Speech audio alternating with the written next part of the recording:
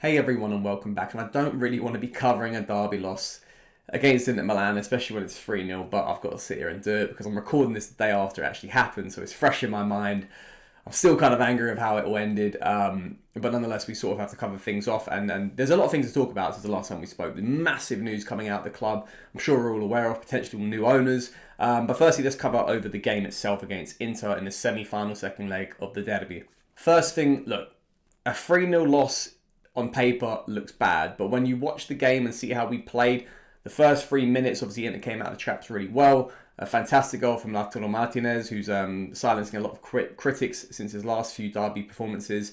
And then we chased the game pretty well, I like to think, created about 4 or 5 chances right before Inter Milan's second goal. The crucial goal, not the decider, but I feel like it was a massive goal considering how the game was going. It did look like, especially with a goal draw, we could have gone through in that round. But the second goal was very important going into the second half. And I have to sort of commend the way we come out from the second half. It was, once again, creating a few opportunities. There were a lot of opportunities there where we could have got a goal to get back into the game. And obviously we did. And the Benacer one gets deemed as offside. Look, I'm not going to sit here and say I completely know the rule book. Apparently, according to the new rules, it's deemed as offside, but it just seems completely ludicrous how you come to that conclusion. Nonetheless, we can't change history, despite the fact it being completely agonisingly just annoying. It's annoying. These decisions just seem to not always happen to us, and we're the only ones getting affected by it. But there's been some crucial moments in the course of this season where I kind of feel like we'll look back at and go, "Oh, if only these decisions went our way." And it's not even a cause for debate. We look back at like the Macias goal against Spezia, obviously the decisions in the game against Atletico Madrid, now this game here, crucial moments in other fixtures as well. It's just one of them ones we're going to look back and go, what if, what could have been? But at the same time, this is football, this is life, we have to move on, and we got to hope that we end the season with the last 5 games in the league as good as we possibly can. Obviously, there were issues I had, and there's been issues persisting with our attack in the last few weeks, month and a bit now, nearly 2 months, which we still haven't fully addressed with. We keep pavering over the cracks. A 2-0 victory against Genoa, for me, isn't enough to be convinced that we had enough there. And once again, clinical finishing sort of affected us again. Well, it did affect us against Inter Milan. If we take these chances, if we know how to use that momentum in the right way and be a bit more effective, and that comes down to the personnel up front. And Rafael Leao, as fantastic as he is, can only do so much. Of course, he has to improve on his finishing, but there's a massive issue with the rest of the supporting cast of the attackers. Which brings us to the obviously massive news coming out of the club over the course of the weekend. It all sort of kicked off on Friday, I believe. It's out of nowhere, really, and it sounds like it's been in the works for a few months now, and it's not close to being finalised, but looks like it's very much on the way. And there's sort of the old saying, there's no smoke without fire.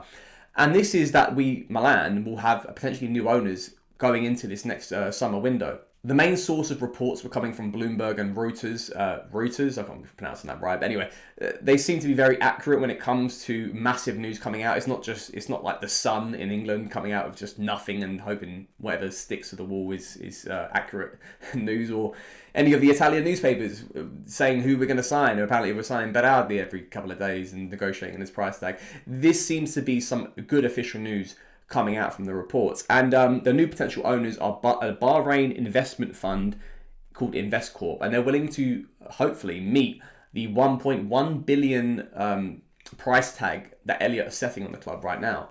There's much more information about this all, including detailed information about this company, Investcorp, and obviously go on Sempre Milan for that. There's lots of articles about them, what it could mean for the club. The main things I feel like it means for me, firstly, has to be a new stadium. We've been working on this for years now.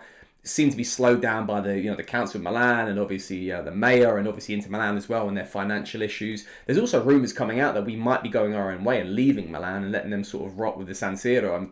Me personally, in the bias perspective, I'd love to see that happen.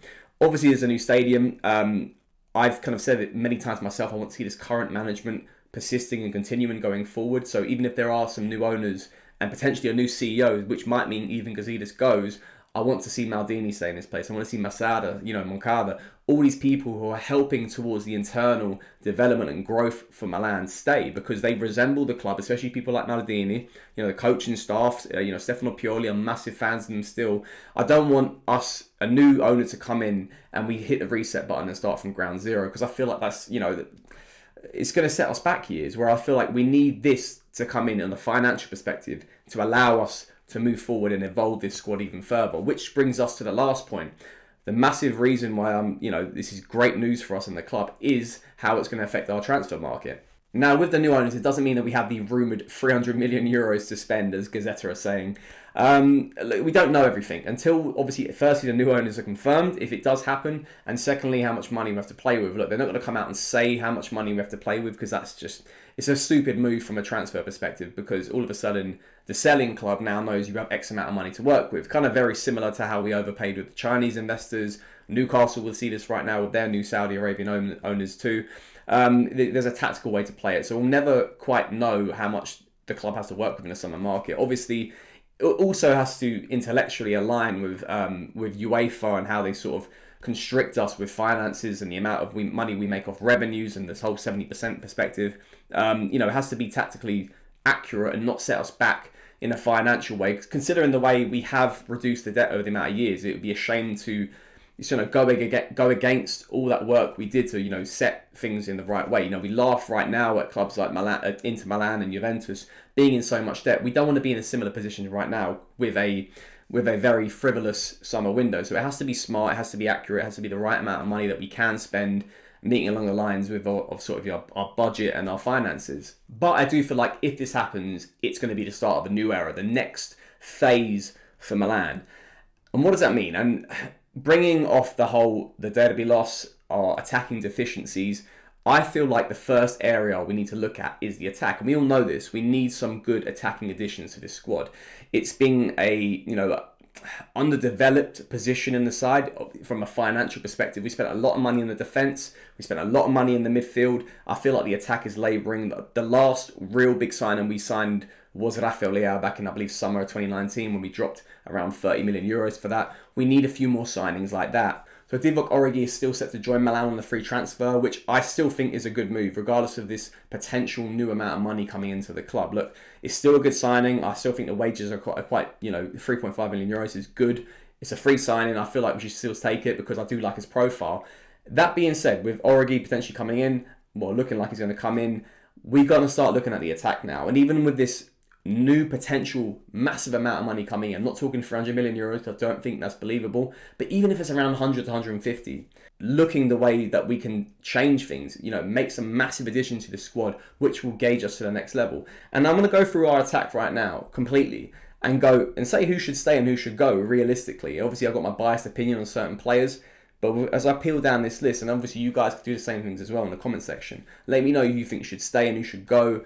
And even if you have some interesting ideas on who we should sign, I'd love to see your comments in the comment section below as well. So let's get through it. And the first thing I want to say, as I look at the attack, and I think everyone is potentially movable. Probably with the exception of, funny enough, Giroud.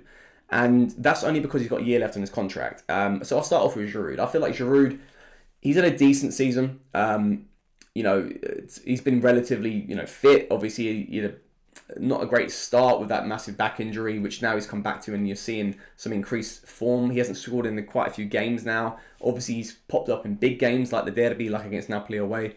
With 1 year left on his contract, I feel like he will be staying. But I want to move on to the second striker, which is Zlatan Ibrahimovic. Obviously, I made my opinions about him last week. I feel like with his consistent injury issues, what he's going to add to this side, the fact that we're going to sign someone like Divock Origi, is it time for us to move on from him? I do feel like his is very much in the balance, that if a new owner does come in, it does increase his chances of staying because we have more finances available to us. But me personally, I think it's time to call it still, just because of his injury issues. But that's Giroud and Ibrahimovic. With Lazetic, obviously he's too young. I think he's due a loan move. And he needs to get some experience when there's a few other players in this category as well in the attack.